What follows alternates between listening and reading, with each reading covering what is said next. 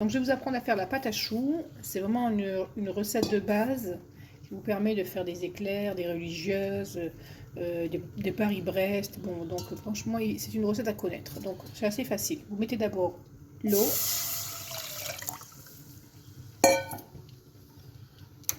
le sucre, de la fleur de sel, du beurre ou de la margarine si vous voulez faire votre recette plutôt parfait. Et vous faites fondre tout ça.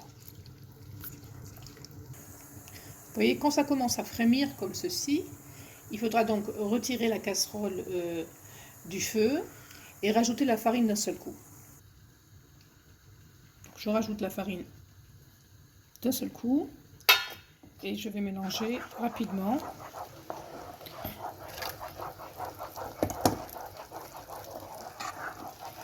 Il faut avoir un bon coup de main, hein. Faut pas que... Il faut vraiment tourner.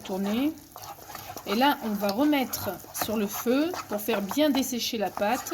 Et on va utiliser donc une spatule. Attends 2 minutes.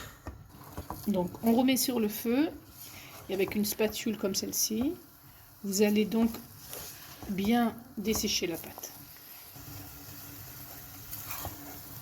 Donc, vous faites ça pendant 5 à 6 minutes. Vous voyez que la pâte commence à être assez satinée et qu'elle fait comme une boule. Vous allez la mettre donc dans votre mixeur avec la feuille. Donc vous mettez donc la pâte dans le mixeur et on va la faire refroidir et dessécher doucement.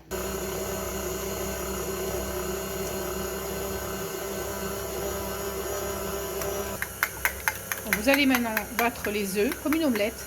Vous les battez bien et on va les incorporer doucement avec la farine. Donc là on va rajouter les œufs. On va le faire en 3 fois. On ne va pas le faire d'un seul coup, hein. C'est très important de le faire progressivement. Voilà. On arrête. On laisse vraiment que la pâte incorpore bien les œufs. J'augmente un peu la vitesse.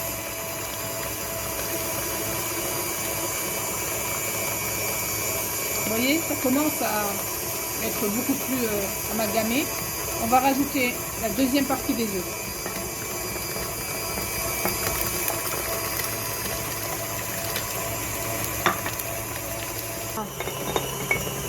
Maintenant la troisième partie.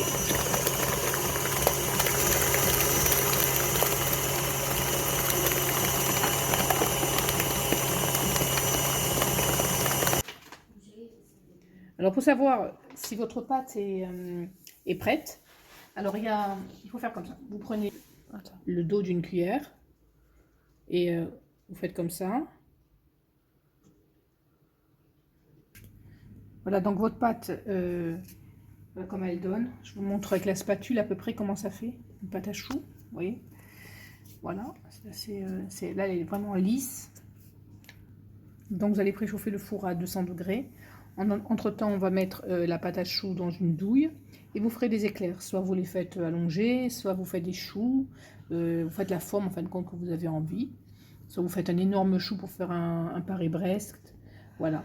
Donc n'oubliez pas que les choux, vous pouvez faire aussi mettre des morceaux de pâte brisée dessus pour donner une croûte, un effet de croûte sur le chou.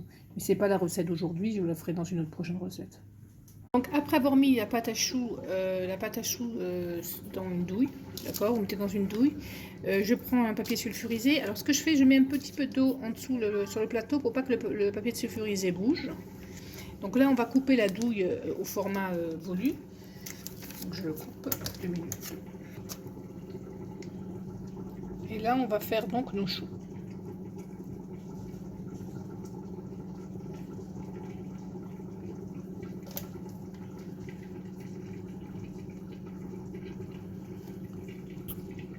Donc, il faut savoir que les choux gonflent pendant la cuisson, donc il faut vraiment les espacer.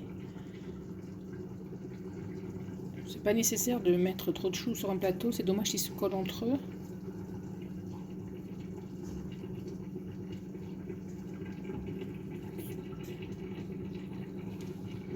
Voilà. Après, on pourra farcir ces choux soit de la crème pâtissière, soit avec de la chantilly, voilà, soit les recouvrir de ganache ou de caramel, c'est comme vous voulez.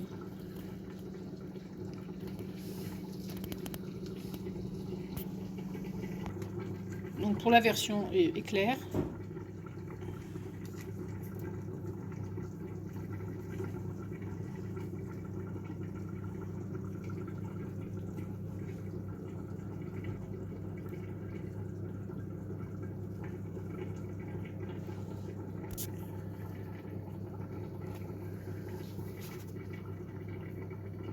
là.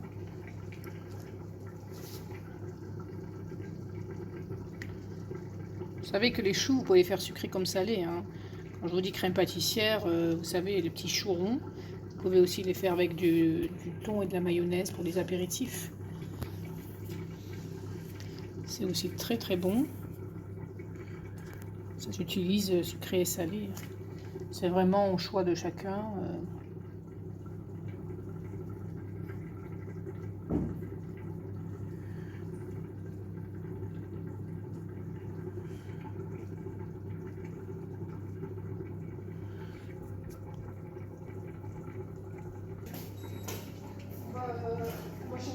Comment ça donne après cuisson, hein. Ils sont vraiment mignons, bien ronds. J'ai même plein de farine parce que je suis en train de faire aussi les chalotes. Donc voilà, vous avez donc des jolis choux et que vous pouvez donc farcir comme bon vous semble.